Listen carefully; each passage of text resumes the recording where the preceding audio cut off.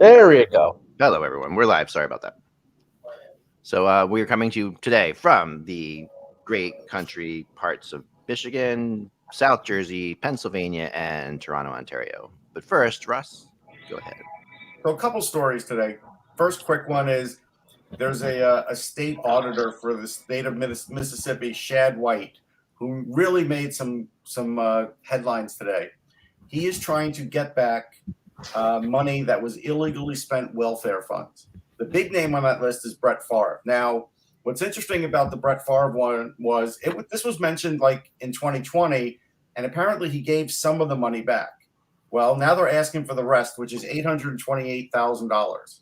That was meant to be for the welfare program. Somebody wrote that if a single mother was to get these kind of funds, it would take 324 years.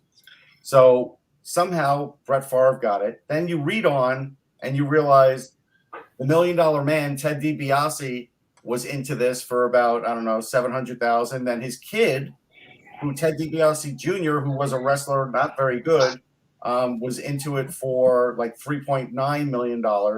And it's just, and then there's another football player, and this is taken was from this? the state. Yeah, you're going to have to explain this because Well, I don't. Yeah. Like how? So Okay, so why basically, they did no a welfare forensic- check is that amount of money. Like what are we talking about here? $4.6 million in total. Actually, no, it's more than that. $1 Million Man's son. Well, I mean, what did they get this for? Here's what it is. So Okay, good. they did a completion of a federal forensic audit of the Mississippi Department of Human Services, and they came across money that was awaiting on former executive director John Davis, who's awaiting trial on embezzlement charges. So this guy has something to do with these funds that went out. So these funds went out, and the state auditor, Shad White, stands in front of the, so blah, blah, blah. You don't need to know he stands in front of the American flag, but he made these depositions, and basically these funds, which were meant to be for welfare, now have to be paid back. And Yeah, but So it's how not- did the athletes Right. get them? And I think so they forth? got it from the guy who's awaiting trial. The John. So he just arbitrarily handed out money to athletes. Yes, because the initial story was with Brett Favre that he got money for speaking engagements that he never did, and he kept the money. But then he's like, well, I didn't know where the money came from, that it was illegal money. So, but again, if somebody gives you money for speaking engagements, Something you didn't never do. did anything, Yeah. it's interesting that he would just keep that money. Well, I mean, how many speaking games would you have to do to get Yeah. over $1 million? Oh, that's the whole point. That's Well, why they're It's not like a small amount. It's not like someone sent you a check for $200 or whatever. if you're Hillary Clinton, 5. It's like you get like $200,000. So just as an example, Brett Favre received $1.1 million in funds from 2 nonprofits whose founder has since been indicted on state and federal charges for their alleged role in the largest embezzlement scheme in state history. Wow. And it involves some big names. It definitely involves big games. That's a Yeah, this is one of those ones that we probably can't do it justice in 3 No, go to minutes. the Yeah. Mississippi. Yeah. There's a newspaper. If you just follow Shad White, you could just find Mississippi Press. Go read it. It's an amazing thing.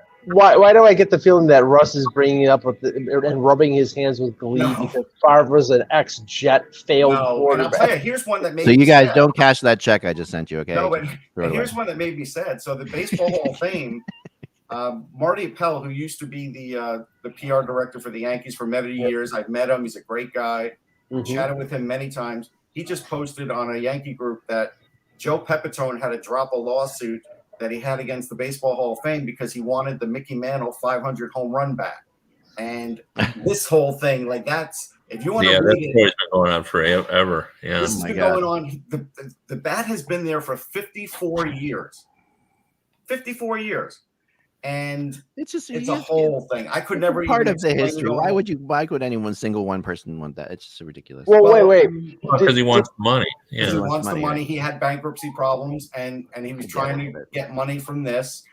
Growing up, I can't tell you how revered Joe Pepitone was, even in my neighborhood on Long Island. He was like the young Yankee guy that Yeah. maybe power hitter that was going to replace Mickey Mantle, and there was a lot of buzz about Joe Pepitone, and Well, always had Russ, problems. Always. Russ, the question I have is: did Pepitone give bat to the Hall of Fame, and now he wants No. it back? No. No. The Hall of Fame, the bat was given to him by like Mickey Mantle's family. And then, of course, after people passed away, Joe was like, no, that's my bat.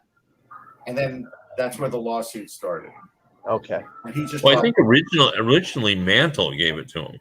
Well, that's what he claims. But Okay. even the Hall of Fame says No. The Hall of I think Mantle gave it to the Hall of Fame. Oh, They've had yeah, it. yeah. Okay, so he Mantle was gave still it to him. alive when they had it.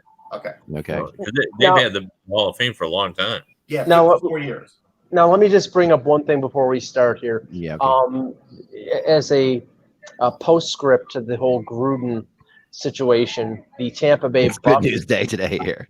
the Tampa Bay Buccaneers have decided to remove his name from their Ring of Honor. And somebody on social media, which that's justified. Somebody on social media brought up the fact that, okay, Tampa Bay has removed Gruden for misogynistic, racist comments, all the things that he has said, but the Buffalo Bills have still not, and probably will not remove O.J. Simpson's name from their Wall of Fame, and neither has the Pro Football Hall of Fame. He was found innocent. Well, right. Well, that's the thing. He was found innocent, but everybody he was in jail for something else. Right. Yeah, but the stuff that would get it, Yeah. but the stuff in the jail, the other jail stuff is not necessarily going to get him removed from the. No, I don't know about that. It could. I mean, it could, but maybe with Russ and Mike on this.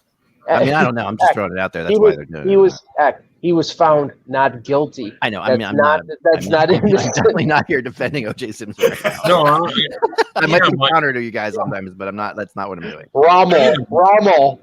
Look, I would be with if that was the only thing he did, then I would say, yeah, you shouldn't take him out, because just because we think he's guilty doesn't mean that he was found not guilty. So, but he did commit a crime and ended up going to prison over it. So that might be enough to roll him out. I guess you'd have to know, what have they done if? Well, I shouldn't say if, to the other people who have been convicted of a crime.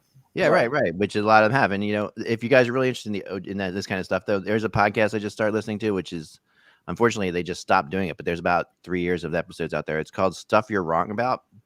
It's an amazing podcast where they get into they go into historical things that everybody thinks is one way, and it's a guy from the Huffington Post and this woman from I think the LA Times, and they really just they are phenomenal. Like it's incredible listening stuff. Like they did a whole thing on the Electoral College recently, which was amazing. Like how that actually came to be, which I had no idea. I mean, I've heard about issues with it, but how it actually came to be was pretty incredible. How drunk they were when they put it together, like certain things, like they were, and they wrote in their notes, like Adams wrote in his notes, like this is going to be the solution, even though I don't think any of us can see straight. Like, and he's like, we have been like, because they were drinking cider at the time, which they had to do because they couldn't drink water, and it was freaking hot as crazy during the Constitutional Convention. So great stuff. Anyway, we'll get on with the show. Mike, actually, you know what it is about OJ, Mike? There's a rule, and I'm not going to get into trying to find the rule. There's a weird rule with the Pro Football Hall of Fame that won't let them take down. They can't remove him from there. So whatever the circumstances are, that's why he's still there. Once you're in, you're in. Here we go. Okay. All right. Once you're in, you're in. When you're out, you're out. Yeah. When you're only halfway out. All right, here we go. Then you're not in at all. That's right. There we go. Hello, Hockey World. It is Wednesday, October 13th, 2021. I'm Michael Agello, live in Toronto, and from the Things You're Wrong About podcast, episode 1 is Eck picking the Edmonton Oilers to make the playoffs. I'm Russ Cohen from Sportsology. Kevin Allen, Hockey Buzz. And I'm Eklund, and Mike, more people agree with me than making the playoffs than agree with you of not making the playoffs. So let's just throw that out there. And I did mine yesterday. I went through the whole in my blog. You can see I went through it's a spoiler alert, like I wrote. Don't check it out if you want to know exactly what happens, because they do all the divisions, all the playoff matchups, what happens in each round of the playoffs, and who gets all the awards. I went through the whole thing yesterday. So we don't have to watch this year. You don't have to watch this year at all. No. Especially if you don't want to see a 1994 Stanley Cup final revisited. Anyway, my goodness. All right. Here we go. So let's move on to things. And Mike, you're up in Toronto. What have we got going on? Well, okay, we'll get to that because Toronto is part of our Atlantic Division, which we're going to preview. But there's Marner news going on right now. Right? Yeah, it's still up in the air. It's game time decision. He skated this morning, so they think he's going to play, but they're not 100% committing to it. So, I mean, we will see. We have to talk about the games from last night, and I think more importantly, the ESPN broadcast, because it was the first time in 17 years. I thought there were some good things. I thought there were some unfortunate things. I'll be diplomatic here, and I'll say this, and we'll go around the board here. I thought the play-by-play both games was really good. I thought McDonough was a little rusty at the beginning, but he definitely knows how to broadcast the game. And Ray Ferraro is one of the best color commentators in the business. And then the second game, you had Buchagras and Brian Boucher and AJ Malesko. So I think they got that right. They picked the right people. The unfortunate Can I say something about that, Mike? On the second half, I tweeted it out too in the second half that I don't know if I can find 4 people who've been nicer and kinder to me over the years. Then we're doing that Seattle. It was funny, just like that Seattle show was just like straight up like Buchagras has been incredible to me. Kevin Weeks has been incredible. These are super nice guys. Linda Cohen's an amazing person. Brian Boucher. It's like Brian Boucher is those 4 just I don't know. It was really kind of I thought they did a good job, and I might won't be get any argument from us. I remember it might be biased because they are definitely I would consider friends, but it was really something. I was really like Buchagras to me is a treasure in this country. And I think that for hockey, and I think that it was his passion for it was beaming. I loved it. I thought it was amazing. People were giving him hell, but we'll get to that. I mean, Kevin, what did you think of the play-by-play and the color? The play-by-play was first rate, but they'd hired guys that all have a track, or I shouldn't say guys. Yeah. They hired people who all have good track records. Yeah. AJ Malesko has gotten better and better every broadcast. She does. Started out, she was fine. And now she's moved into, and she has good rapport. Like she did. When she interviewed Hacksaw on the bench, you could tell that they had, a relationship. They, he was very comfortable being interviewed by her. So they got the right people. I thought there were some goofy camera shots and everything else, but it was game 1. Like I'm not gonna, hold their feet to the fire over the game 1. You should try to get it right, obviously, and they probably made more mistakes than they should have. But they had one shot where I wondered what it was all about, where that one from up top and they were trying some things for sure. I'll tell you the only 2 things that kept popping up on my feed. So if you want to even say it was from me, it wasn't. It was from other people too.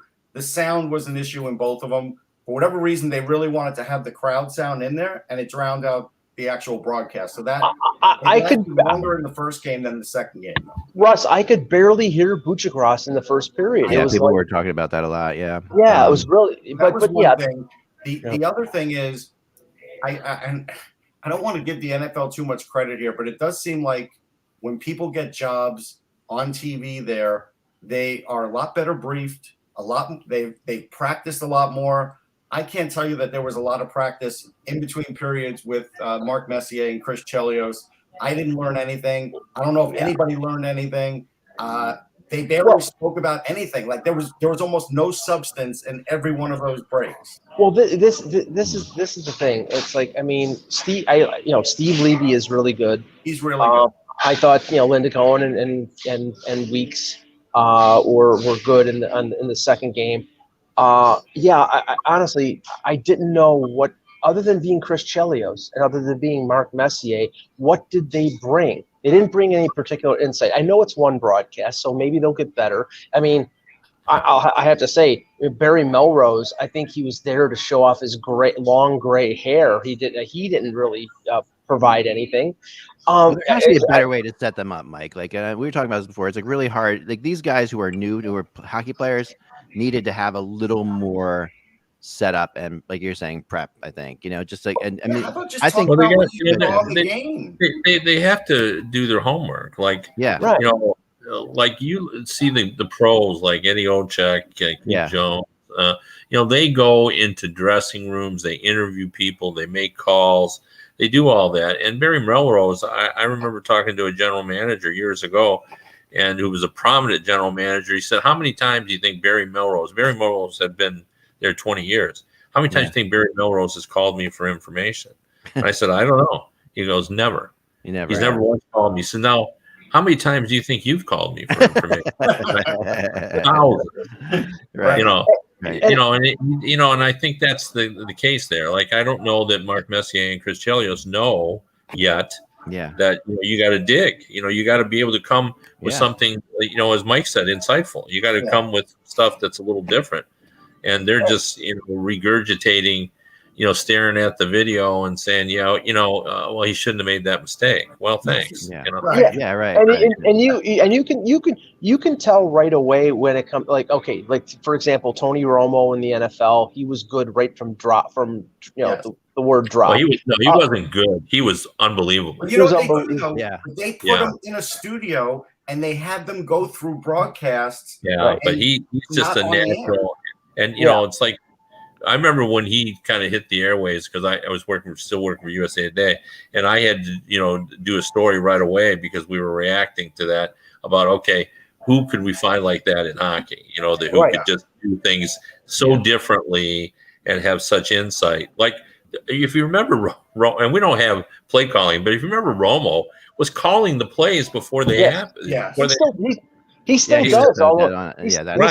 He still does, but I think they've already actually told him, Kevin, to stop doing it because they want. I saw that. I read an article about that, Mike. Actually, I read an article that they did tell him to stop that because it was basically like spoiling a lot of the plays that were happening. Right, but in hockey last year, Kevin BX on Hockey Night in Canada, Jen Botterill on Hockey Night in Canada. They were fantastic from the word go. And that's what I'm saying. I'm not saying that Messier and Chelios can't improve, but all I know is that on night one, they didn't give me anything other than, oh, great, we saw a video where Chelios high-stuck Messier and he was bleeding. I don't even know if they spoke to John Cooper, who would have been the easiest guy to speak to. Yeah. Yeah. No, you got to do your homework, like, you got to be able to say if a guy makes a mistake, this guy's weak to the left side here, Right. Or they were worried about that line combination before the game or whatever, just something, Yeah, no, that's right. That's exactly right. So you you throw that thing in there, it's something. Now, I didn't find that as problematic in the second broadcast. The second broadcast, because of who they had, much more prepared. Mm-hmm. Yeah, and Linda Cohen is sharp as hell. I mean, she's like she knows. By the way, it's Cohen. I have to say that because Linda Cohen. I'm sorry, I call her Cohen. Russ Cohen, Linda Cohen. Sorry, Cohen. Linda Cohen and I have a funny story because like Roy Cohen. Whenever I go to the NHL events, I'm at the NHL Media Hotel taking that the bus over to the arena. For whatever reason, I'm always on the bus with Linda Cohen. It's become a joke between the two of us. It's like we always just tend to be on the bus together. It's hilarious. So that's if I'm unless I've organized it ahead of time, I'm always on with her. She's been super supportive over the years, and just I know how smart she is. I've sat there and I've talked to her about the games coming up. Yeah, well, she was a goalie. I mean, she played. Yeah, it's crazy. I mean, she knows New York hockey, especially. She knows the Rangers inside out. But Yeah, well, so game one. Yeah. Boy, you could tell a team was put to sleep by a ceremony, because as much as I was put to sleep by it because it was just so long and drawn out. But hey, you win a championship. I guess that's what you get. It's for the fans. It's not for the players. It's for the fans, right? But Tampa Bay was comatose in that game, and Pittsburgh completely outworked them. Now, that's not to say that I think Pittsburgh is a good team or Tampa Bay is going to miss the playoffs, but for one night, they really got outworked. And Russ, what did you say about Cooper? Well, Cooper was mad. I could tell by the beginning of the second period, he was really mad. And I honestly think even when he knew the game was over, he was taking Vasilevsky out because I think he was basically saying it's not your fault. And I'm going to put these guys out there and let them try and defend the net now because I'm annoyed. But the other thing about this game is I have a little insight with the Penguins only because when I was in Pittsburgh for, a week and I'm watching the USHL Fall Classic, it was also the start of Penguins camp. And you remember I remarked a few times how hard they were working. Like I felt like they were working extremely hard. a lot on their skating, a lot on their puck possession, a lot. And that's how I kind of knew they were going to have to play this year without their two biggest stars. And you know what? It's showing. They're pesky. They're going to try and get the puck, and they're going to try and outskate you. And Tampa was not ready for that. Sullivan runs good practices. He does. I mean, whenever we've seen Sullivan practices during the finals or whatever, he runs really. Well, he ran all the Ranger practices when Torts was coach. Yeah, so. And he definitely and Crosby also, when he's practicing, doesn't let anybody go half speed. It's like everything is all the time. Like it's like you're so right. That's the thing. Crosby just makes sure everybody's going. If anybody's not moving quickly, it's like it's full on all the time. Practice as you're going to play kind of stuff, which is the Penguins. Yeah, Sidney Crosby might be one of the most underrated captains in NHL history. Like nobody ever talks about what a great captain he is, but he is. Like I don't know how good he is at organizing the Halloween party, which is always the test of a good captain. But he sets just a mean tone in practice, and he gets everybody going, and he works hard, and he plays hard, and there's a lot that goes into his captaincy. It's awesome to go to. I mean, I'm not a big fan of attending practices. They're not usually all that interesting, but with him, it's going to be something. When he's there, it's going to be, at least you're going to see how fast the friggin' Penguins are. You're going to see them at full speed. And, that's a big difference between, and I think Sullivan also plays into that, because I remember the coach before Sullivan, with the Penguins, they had upbeat practices, but it wasn't like this. Like this is like Sullivan definitely pushes that as well. Like that's his thing. So yeah, I thought it looked to me like Tampa was playing a preseason game essentially, still. And I mean, they didn't hit a thing. Like I couldn't remember one check. I couldn't remember one time that anybody. That's a good point. I can't remember either. Like and the Penguins weren't hitting people either, really. No. But I mean, neither of those teams are going to kill you with their hitting. But at least you would expect some. You got to play some kind of desperate hockey. You can't play hockey if you're not playing desperate. I'll refute that but because early in the game, Tampa Bay had a line of Colton, Matthew Joseph, and Corey Perry. When they're right, that line is going to be hell to play against, because they're all a bunch of high energy guys. And they threw out a few hits in a shift, but after that it was pretty much a no hitter at all. And when Brian Boyle is scoring for you, everything is going right. Uncontested just comes right up the middle. to me, that was insane. Really, I mean, I'm happy for him. Obviously, that speedster Brian Boyle. But imagine if Vasilevsky wasn't in net for that game, what the score would have been early on. I know. And I liked a lot of the guys they had. I liked a lot of the Penguins players, some of the young players. I was impressed. That was definitely. I mean, we saw the Penguins play in the opening game last year. Russ, you and I were at the Flyers Penguins opening game, and they were horrible. The Penguins were. I mean, so the difference between this year and last year, and they had Crosby. They had something to prove with Burke there too. Yeah, I think it's kind of like, okay, we can't whine about what we don't have. We're just going to try and surprise teams, and so far they did. That's all you can say. It's nice. And Jerry, liked that feeling too. They had a good game. The one thing I told Mike, which I thought they did a very good job, the Penguins defense. Jerry is another one of those goalies that kind of likes to steer the puck in the corner. So nobody was near him or in front of him in the net. They let him win the puck battle, and if you put the puck in the corner, they were there for it to get it out quickly. But there weren't that many pileups in front of them, and there was like one or two, and that was good, because usually when Jerry can see the puck and be athletic, he's usually pretty good. He's at his best when he gets up really fast too. Like when he goes down, when he goes down and stays down a little bit long, that's when he's struggling. But he was up. He would be down and up. He was up immediately after making saves. The second game was a fascinating one. I thought it was really kind of crazy, and it really felt like Vegas was just going to kill him in the beginning of the game. It did feel like that. Felt like I was like thinking to myself, and I even texted you guys. I'm like, is it right that we put Seattle in this position on their opening game of their franchise? Like one of the cup favorites, and throw them on the road. But I was impressed. I mean, Seattle kept working, and they found their holes, and I think they kind of got screwed. I still feel not convinced that goal was 100%. I don't think he kicked it. There's definitely angles where it looks like he did, and there's angles where it looks like he didn't. It's bizarre. For me, it looked like the skate blade was pretty straight when it hit it. That's the way it sort of looked for me. There's one angle I'll bring up that's just insane. That really just looks like an absolute kicking motion. But there's one thing.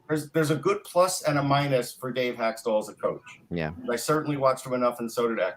He gets those guys working, and he gets them skating end to end. But the problem is, if you're skating end to end to like that, you better have a rock solid defense. They don't have a rock solid defense. And so I do think they're going to lose a lot of close games because I think it's going to be hard to play that way for an entire season with the roster they have.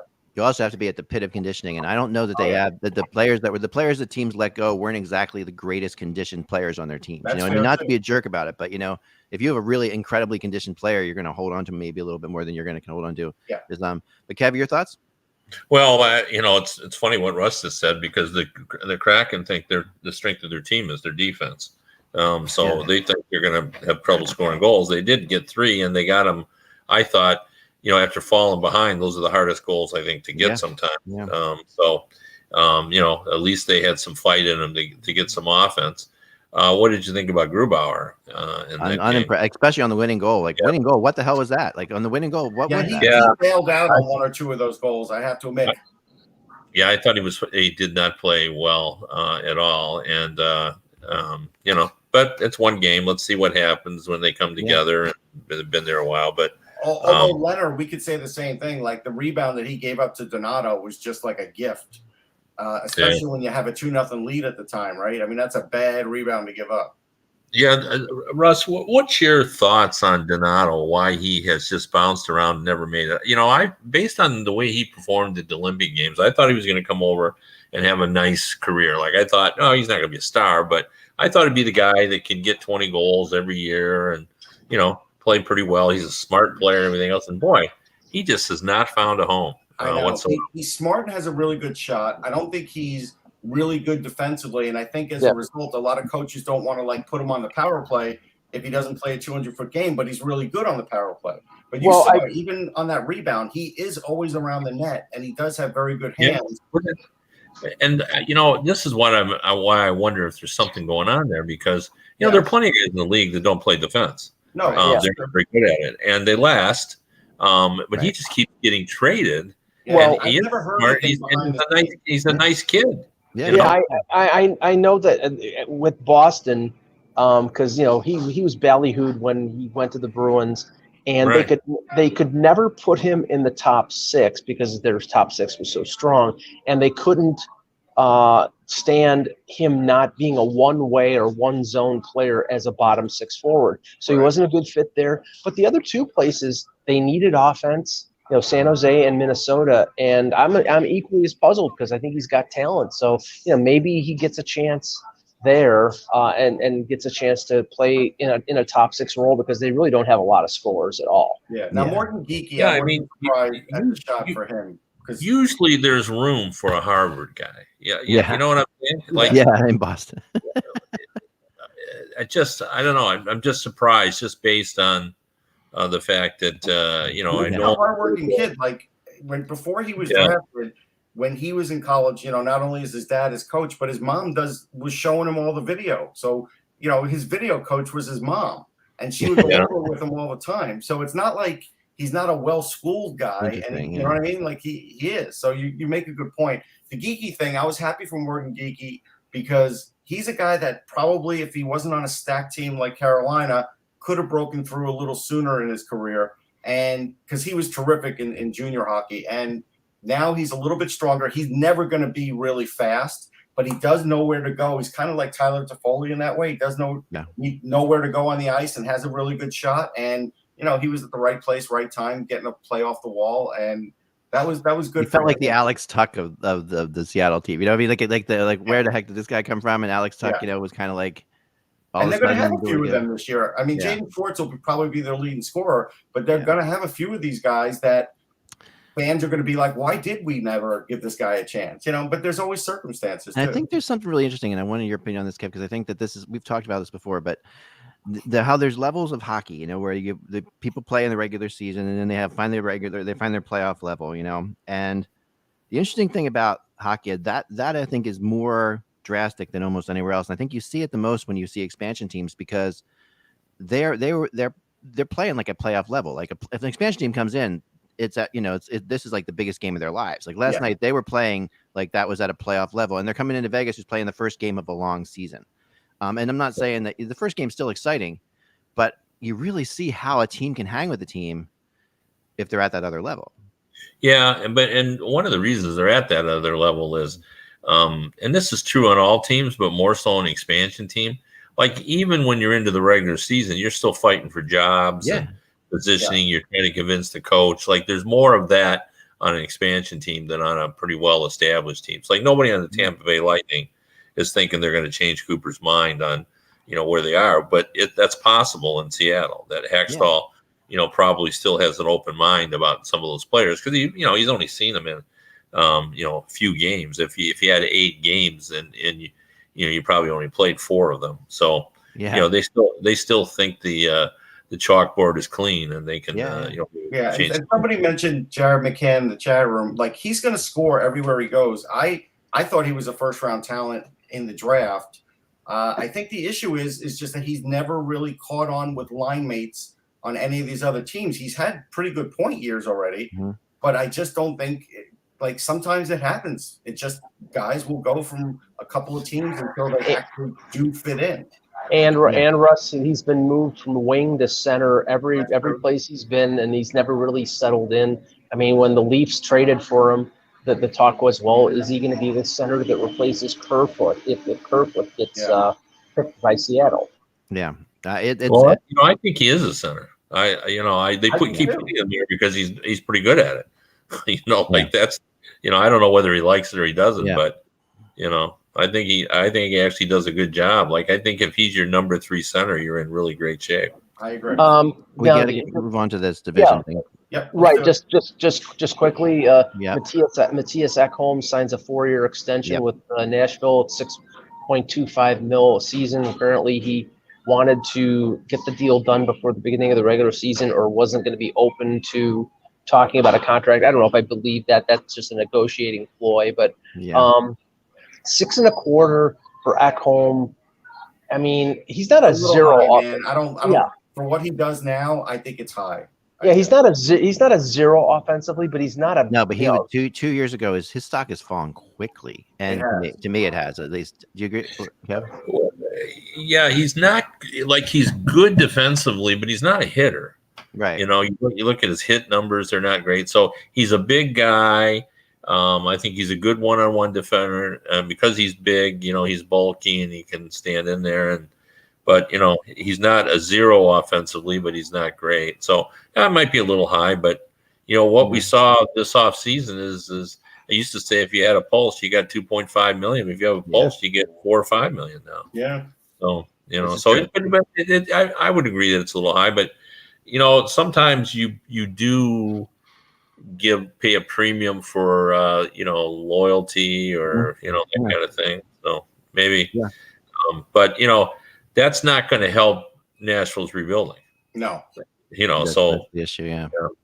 Before we get started on that, I really wanted to, because I'm really bothered by this, and Russ can probably provide a lot more insight on it. The Kravtsov situation. Yeah, let's go there. I just don't understand that. Like, I feel, he came over. He didn't come over right away when you wanted him to come over. He finally came over, and I just didn't feel like they gave him a chance to show what he can do. Now, I'm sure their argument is, well, he was the only guy we could put down through waivers. But honestly, why'd you bring him over here? If you weren't going to give him a shot to play. So it's complicated in the sense that you do wonder that. I did wonder because he didn't have a good preseason. I think he scored a really pretty power play goal like in his last game. So he probably didn't meet expectations that way, even though he's a young player. But I'm just saying, in general, I'm not sure he was a Gallant guy, but Kevin said Gallant really didn't make the final decision. So then, it made me wonder, Kevin, I haven't had a chance to look at the dates on this. Remember, Drury was in charge of Hartford, and Kravtsov went down there, wasn't happy, basically went back to Russia because he had a clause in his contract. I kind of wonder if Drury didn't like what he saw or heard or whatever. Now, when he was over in Russia, Kravtsov seemed to be better. He was scoring some goals, and I was getting reports that maybe he's matured. Well, maybe he hasn't matured because the minute he wasn't going to make the team, already his agent's calling, talking about, what can we do with this player? I don't know what his agent said, but clearly, according to Friedman, they've already granted him permission to go out and look for a trade. So that tells me that his client does not want to play in Hartford again. Well, for sure, but I also think it shows if they've granted permission, they've already decided they don't want him around. So maybe I will say this. For some reason, I had in my head he was like 23, and he's only 21. He's only 21. Yeah, so at 21, when the team tells you to go down, you go down without. You go down, yeah. But that's why Drury's probably mad because of what happened before, and it happened again. This is similar to the Pugliarvi situation in Edmonton. It's like, he sort of got misused. He got sent to Bakersfield, and then he said, "I'm not going back to Bakersfield. I'm going back. I'm going to Europe." So if I'm gonna make the NHL, fine. If not, then trade me or let me go back to Europe. This is true. I do have a little breaking news here too. That and I was following this right beforehand, and I was going to mention it right after this. But that we do have. It looks like Mcavoy is going to sign the 8-year deal for the Bruins, $9.5 million a year. Which is boy, the price of poker is going up for defensemen. It really is. I mean, he's a terrific number one defenseman, but 9.5. Oh yeah, no, he's really, really good. But like a year ago, that would have been in the 60 to 64 million range. But I'll tell you what's really funny is, and even McAvoy felt this because I spoke to him about this pre-draft. Because he was a Long Island guy, I paid a little extra attention to him. I watched him play before the draft and everything, and there wasn't a lot of talk about Charlie McAvoy pre-draft. Yeah. And even that day when we went and interviewed players, I asked him about why he felt like that was the case. And, he didn't have a good handle on that. But just look at from draft day to now, what he has turned into. And you kind of wonder if other teams should have maybe, been a little more bullish on Charlie McAvoy. Yeah. Well, wasn't that the same draft as Oli Ulevi? Yeah, there you go. Let's go back to Krasov just a little, because I want to make a point here, because we've talked about this before, but this is another instance. One of the issues we continually have with Russian players is the fans overvalue the KHL. Like they think it is a much better league than it really is. Now, top players, elite level players, the Kravtsovs of the world, they come over and they do well. But you look at the very good players that have been very good in the KHL that have come over here and struggle. I mean, most people now believe Gusev cannot play in the league. Right. Which is crazy because coming over, we all thought, hey, this guy could be a goal scorer. And the Vegas. Yeah. Go ahead. And he played fantastic in the Olympics, and then he had it. Well, that's the thing. Again, I know this because he was a PTO with the Leafs. He had a really good year as a top 6 player with New Jersey. I think he had 40 some odd points. And then the following year, when Lindy Ruff came in, and we know Lindy Ruff's record when it comes to Russian players, they the model with the Devils changed. I think they were going more to, why are we going to play a 30-year-old Russian when we can play a 21-year-old kid who are developing? That's why he ended up basically asking them to buy out his contract. Now, I think he can play, but he didn't show it in training camp with the Leafs, and they just said, see you later. They'd rather sign Josh Hosang to an AHL contract, and now he's in Scott St. Petersburg. So, I guess if it's not put on a silver platter for him, he doesn't want to play. Well, and then there's other, the guy in Vegas, Shripnikov. Shipachyov, or whatever. No, okay. Yeah, he didn't make it, and they're just Nikushkin. Was another player who was a first-round pick. We should give Nishushkin some credit, though. He has stuck with it, and he's actually looked. Look, he's nothing like what people thought. Yeah, that's exactly my point. Like he's an NHL player, but he's not anything like people were saying he was going to be. Yeah, no. After his rookie year, he looked like he was going to be a 35-goal scoring power forward. But then he got injured. And that may have affected him. Well, there's one more element to this that doesn't get talked about enough, and this has been told to me by some Russian players. I think the first one who talked to me about it was Igor Larionov. Russian players like playing in the KHL. Yeah, they do. Just to stay home, to play the reduced games, to have your friends and family be involved in it. They don't have to deal with the changing culture that they have to go to. Yeah. We think of what a bonus to come to America. But when I went over and covered the Olympics, I talked to younger people, and they don't feel that way. They see us as ugly America. Okay, they don't really want to come over here. Now, some of the players, the top players, they know the great players are here, and they do want to come. But the guys that are just maybe not, they prefer to stay. The KHL pays pretty well, so I mean, it's not the NHL, but you can make a very, very, very good living. As long as you don't mind getting paid in a brown paper bag, everything is wonderful. I mean, some teams are still struggle, but the cost of living is not that. I mean, it's definitely, you can definitely do well over there for sure. And the culture difference between Russia and the U.S. is a lot more severe than like Sweden and the U.S. There's a big difference.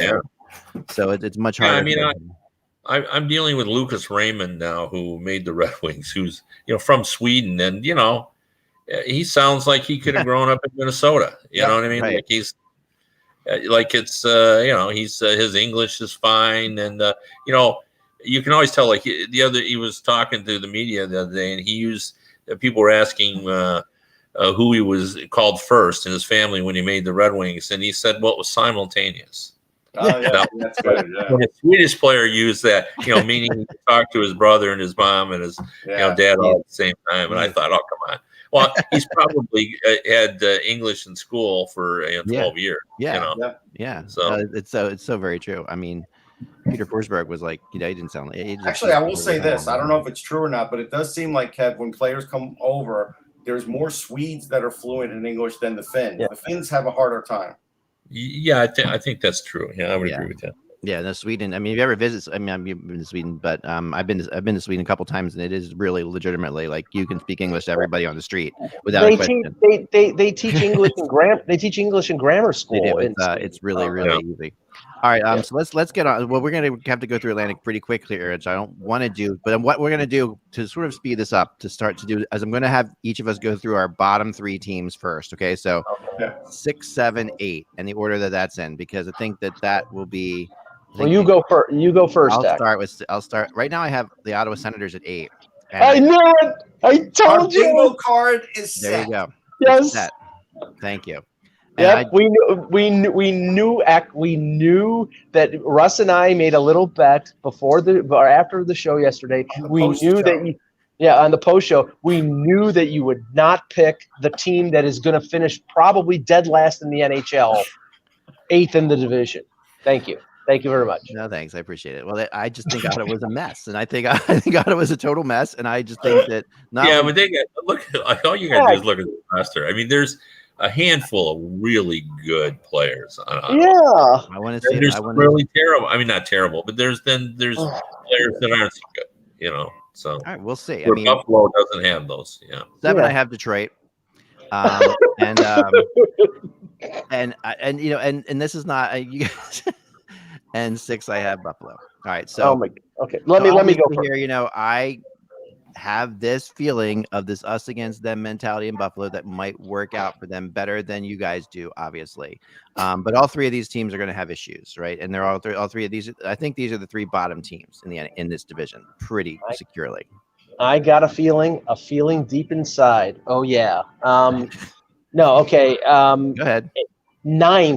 9th is the Sabres. They're probably not even good to finish 8th. I mean, their goaltending is decrepit. Their defense, other than Dahlin and maybe Yoki Haru, is not really that good.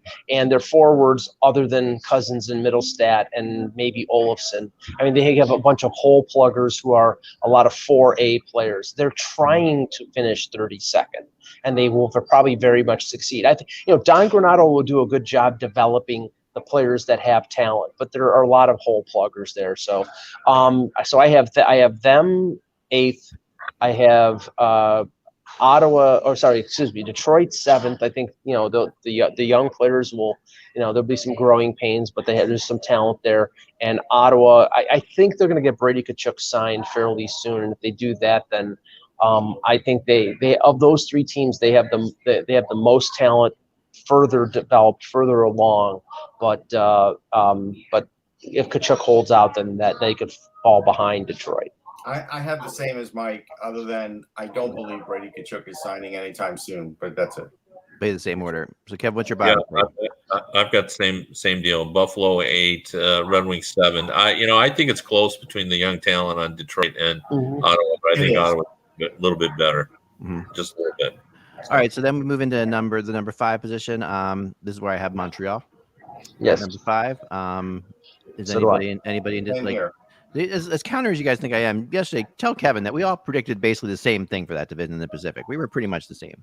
We were no, except for the very Pacific, top. Yeah. Everybody thinks I'm just like constantly countered everything, and I don't just do this for the hell of it. All right, Montreal, number 5. We all have that. Okay, number 4 is where I have Toronto. This is where I put Toronto.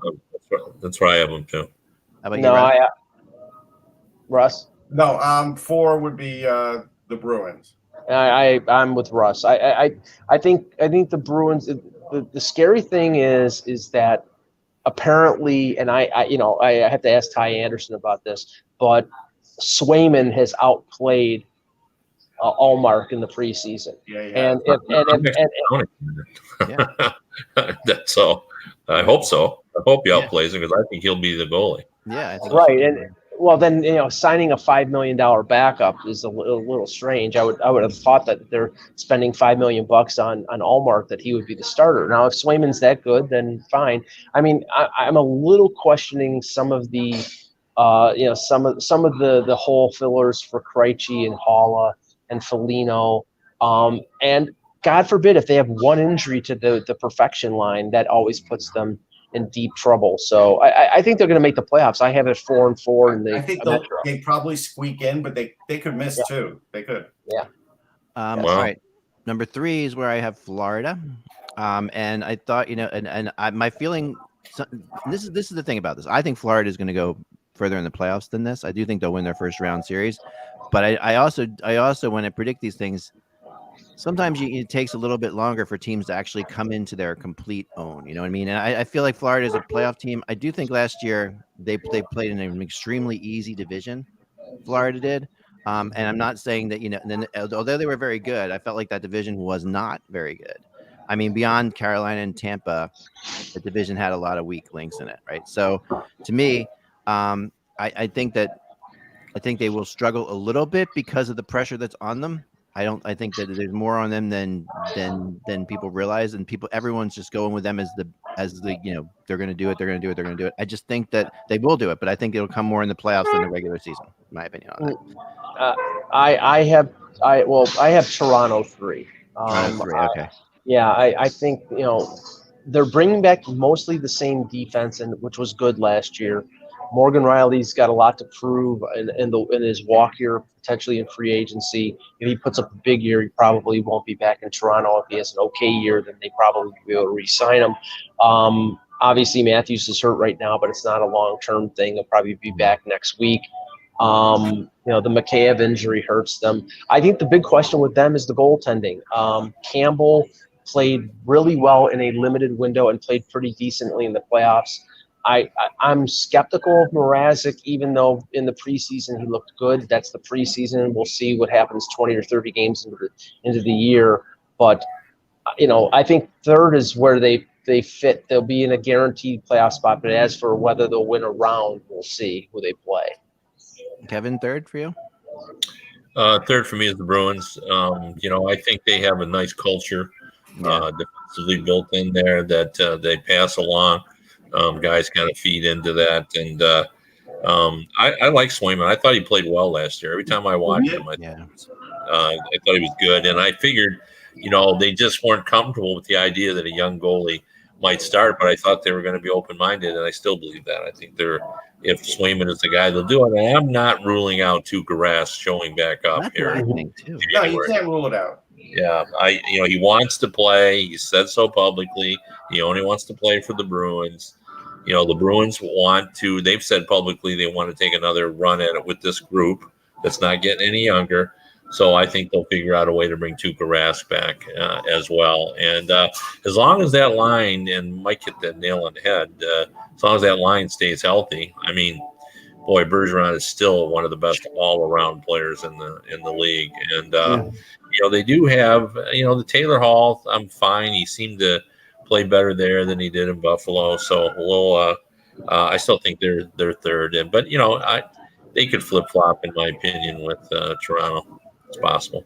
Yeah, I have Boston at 2. Well, I didn't do my 3 yet. You can do your 3 yet. Do good. Rest do your thing. The only thing I was going to say is, Kev, I'm surprised they have Taylor Hall in front of the net, but that's where they're putting him, and we'll see if that stands. I don't know.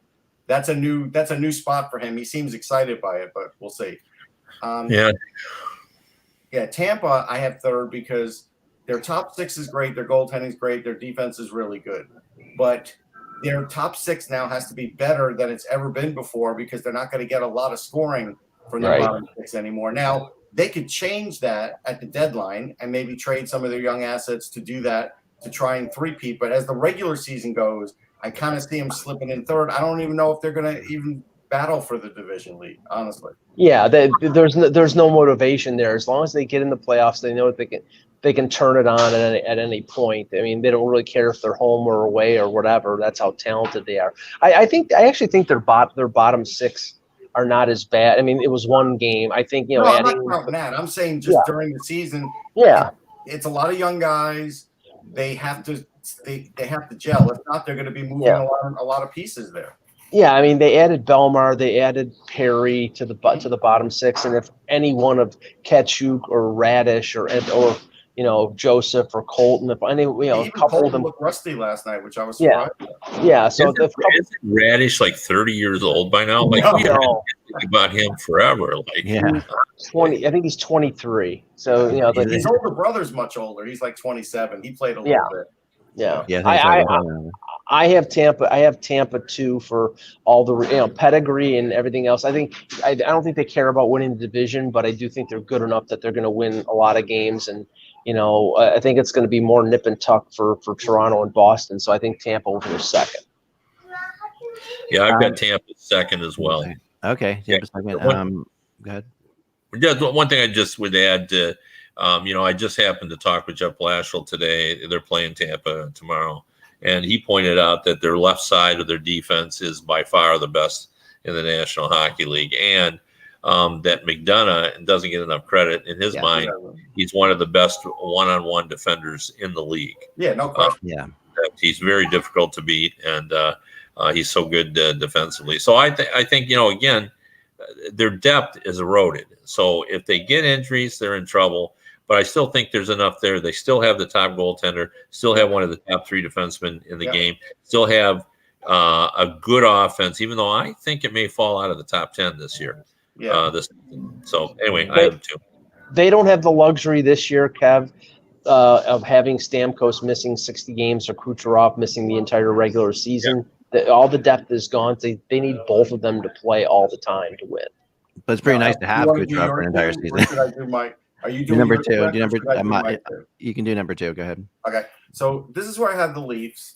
I'm hoping, and I didn't notice the final roster. Mike, where do they stand with Sandin and Liljegren? Did they both make it? They both made it. Sandin, Liljegren is the 7th defenseman right now, but they're probably gonna mix him in. But Sandin is in the starting lineup tonight. Yeah, and I like Sandin a lot. Mike knows I've liked him all along. I think that's a really good ad for them. I think their defense is actually better than what people give them credit for, especially the chat room. They want to say it's not great. This isn't like the 3 years ago Leafs defense. It's much better than that. They do still have an issue where maybe goaltending could still be a little bit of a question mark. We'll see, because I don't trust Mrazek, and maybe that's me. But at the end of the day, they have loads of offense. I know Marner's out, whatever. Matthews will miss a few games, whatever. They still have the majority of offense that you need to succeed in the regular season.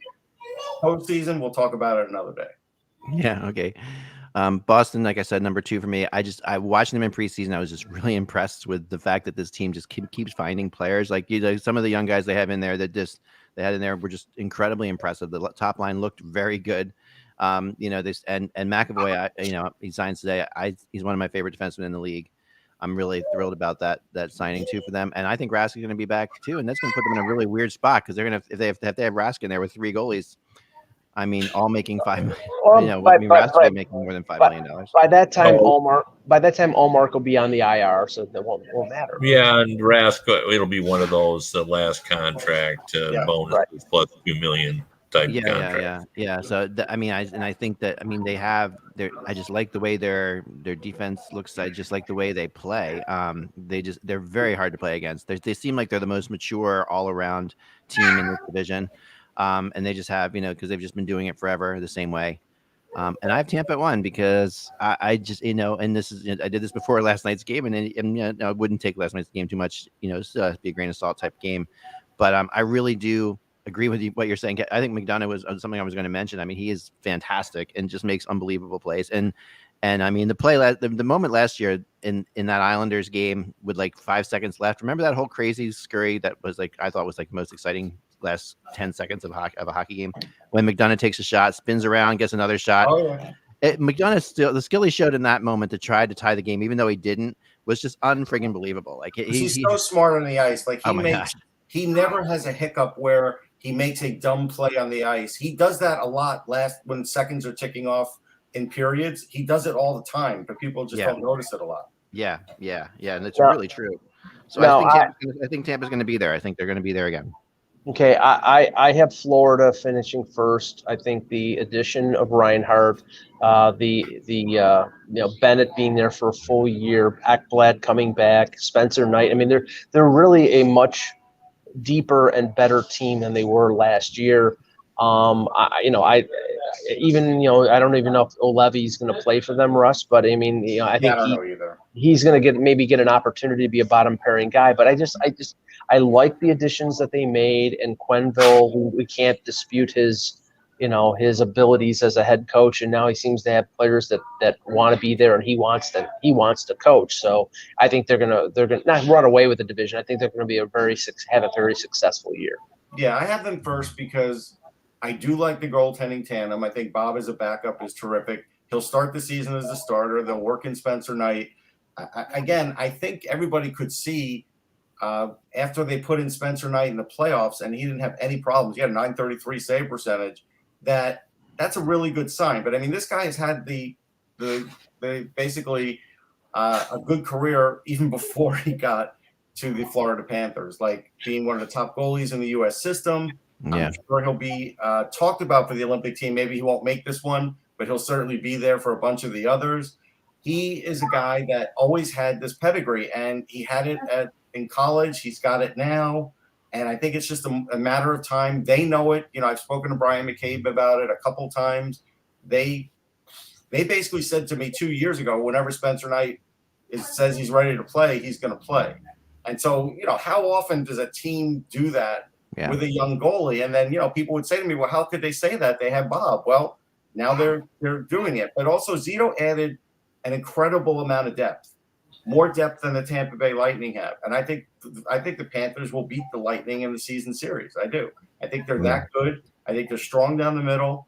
And this may be the best defense I've seen them put together. And everybody says Ekblad looks really good after coming off the leg injury. And that's a big key. So I don't know what's not to like. Well, the crazy thing about Ekblad is and I don't know if you knew this or not, but you may have figured he was incredible, playing unbelievable last year when he got hurt, right? And he got hurt, if we had a full 82 game season, he's a 25 goal scorer last year. Ekblad is, which is ridiculous. That's what he did in juniors. He would always score 15, 20 goals. That's ridiculous, though. And you have to say, there are certain rivalries right now, like Edmonton, Calgary, and Washington, and the Rangers for obvious reasons. But Florida and Tampa, after the playoff that they had last year, and then what happened in the preseason when Bennett sideswiped Vasilevsky, mark those games down. They're going to be pitched battles. Oh, they're incredible, and they are, and they already have been. The preseason game was incredible. So it's just it's going to keep going, and they really want it to be. Both those franchises want it to be. I get that sense. That's what's really great about it. But go ahead, Yep. Well, I was just going to say they just have one of the top 5 or 6 players in the game in Barkov, at least in terms of all around play. Yeah, and not only is he great defensively and offensively, but he's got bulk, he's got size. Yeah, which makes it more difficult to deal with him. Huberdeau's been a very good player for a very long time, and now he's even more well-rounded than he was before. But what I really like is in those middle guys, the stars below the stars, they've gotten rid of guys like Davioff and Hoffman, and replaced them with like Bennett and Reinhart. Yeah. You know, Reinhart, has been very consistent in the last few seasons in terms of his production, and Bennett was just itching for the opportunity that he's going to get in Florida. And he's a guy that's going to get 160 hits and 20 goals and drive everybody crazy flying around the ice. So he has a lot of different elements to that team that already had a lot of elements. So and I think even someone like Owen Tippett could score 15 goals with that shot. He just needed to round out his game. So that's another guy that he's barely a piece last year. I meant it when I said I have Tippett fatigue. We've been listening for a long time. So maybe it's not bad. Yeah. Well, I mean, I'll believe it when I see it, and if he does it, great. So it's pretty funny that Bennett's. I know this from observations of people in Calgary that said that Bennett, they didn't want to play him at center. They thought he couldn't play center, and now he goes to Florida and he's their second line center. It's not Reinhart, it's Bennett. Reinhart's playing on the top line with Barkov, and Bennett's playing second line center. And ever since he got there, I think he had 15 points in like 10 games in the regular season. And if he does that, if he continues that during this regular season, he's probably going to be probably a point per game guy. If he does that, that trade was an absolute disaster for the Flames. Easy to forget Anton Lundell, who was also on this team and who is also is Anthony Duclair could score 20 goals for them. But Lundell could potentially be rookie of the year this year, and he's no, he won't be rookie of the year. But Russ and I were talking about enough opportunity. Yeah. The best thing there is the fact that he's going to be behind Barkov and behind Bennett, where there's not going to be a ton of pressure on him to produce. That's a good thing for a 19 or 20-year-old. Sure. Look what Carter Verhaeghe did last year. If he follows that up, like this team is offensive. This team has a lot of offense and a lot of offensive potential. Well, it was good last year offensively. People weren't paying attention, but they scored a lot of goals last year. Yeah, they really did. They did. I mean, I have them coming out of this division in the playoffs, but I don't. I think that the regular season, I just think Toronto and Boston might be able to best them. Although I think it's going to be super close. I think with all those teams, it's going to be super close. As it plays out, we'll see. We'll see for sure, but I think they're gonna have to give Bobrovsky a lot of time, and they're not gonna kill Spencer Knight for sure. But how many games do you think Bobrovsky's playing? I don't think he's playing more than 30. No, I think that's probably about right, 35 maybe, but no more than that, I would say. But that that's a lot of games, and Bobrovsky's not a bad backup, as we've talked about before. He's like I don't think he'll kill him for those 30. I think I think he can get 12 wins. Yeah. I think normally I would say 35 is too many for a backup goalie, because you really want, in order to stay sharp, most goalies told me they got to play 50 games or more. But this is a special circumstance. Spencer Knight is coming out of the college game where he hasn't had to face that number of games anywhere near that. So they may be a little more careful with him than they would with the normal young goalie. Yeah, that's fair. And this will be a fun division to watch for sure. How many teams coming out of this division to the playoffs in everybody's mind? I'll end it there. How many coming out of? How many teams? Are we 3 or do we have 4 or 5 from this division? I have 4. I have 4 and 4. Metro and Atlantic. Yeah, I think ultimately it'll be 4 and 4. Bob had 19 wins last year. Now, granted, it's not a great count for a starter, but I think as a backup for a 56 game season, it's not bad. It's not bad for 56 games. It was a short season. Yeah, we have 3, 4, or 5 teams coming out of this division. Yeah, I think we malign him more because of his salary than his bad games and his good games. Yeah, that's true. He does tend to gives up bad goals at certain times. When you watch him enough, he does. No he's a bad goal giver upper once in a while. That's when he gets frustrating. But he's I think it's 4 out of this division too. Although I wouldn't be shocked if it was 3. It wouldn't shock me if it's 3. I think Toronto is going to be battling for their playoff lives. I really do. I think in that 4th spot, I think Toronto is going to be up against it because they're going to have to fight off, somebody like the Rangers or the Flyers or somebody like that in the other division. So it'll be tough. It'll be tight. But good, Mike. Good. No, that's all the time we have for today. And Mike, I'm sorry, you can finish your thought. I'm sorry. No, it's okay. Are you sure? I'm positive. All right. Everybody enjoy the games tonight. Thanks for watching. Remember, without the buzz, it is just hockey. We will be back again tomorrow.